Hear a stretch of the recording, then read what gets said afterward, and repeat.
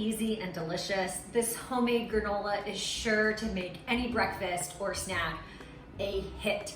Super easy. Sometimes we think of granola as being a difficult process to make, but let me tell you, this whips up in about 20 minutes and can be added to just about anything. Think about an apple with peanut butter and a sprinkle of granola, or even your favorite yogurt parfait with some fruit and yogurt and granola sprinkled on top. So here we go.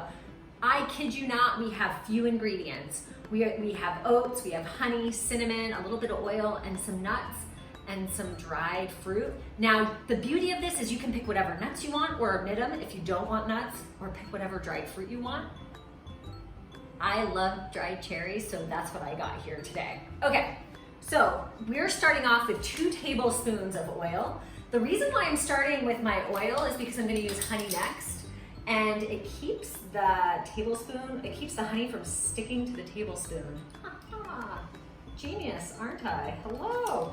There's our 2 tablespoons of oil. We need 4 tablespoons of honey. Now, forgive me, it's gonna take me a second to get myself organized.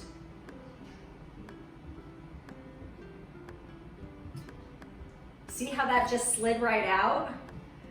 That is what the oil did, was allowed it to just slide right out. So there's 2.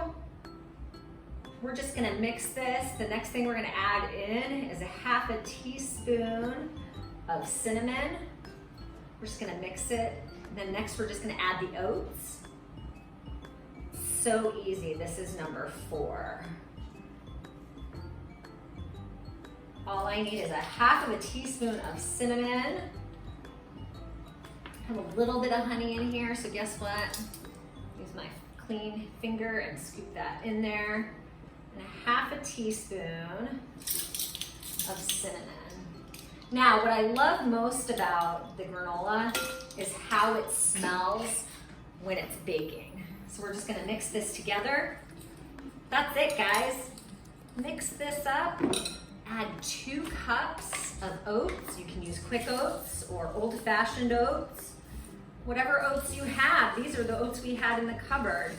And then 4 tablespoons of almonds. Now, again, if you don't like almonds, you can omit them. If you like another nut, you can use that nut.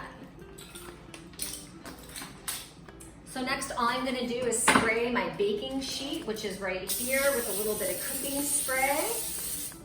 I'm gonna mix this oat mixture with the honey and a little bit of oil that we used and the cinnamon, and get it all well and combined. The next thing I'm gonna do is just put this onto the baking sheet and spread it out.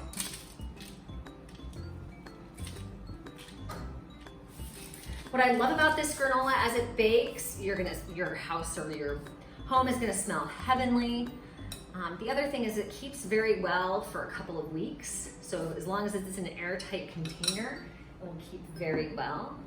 So let's throw this into the oven. It's about 15 minutes, tossing every 5 minutes.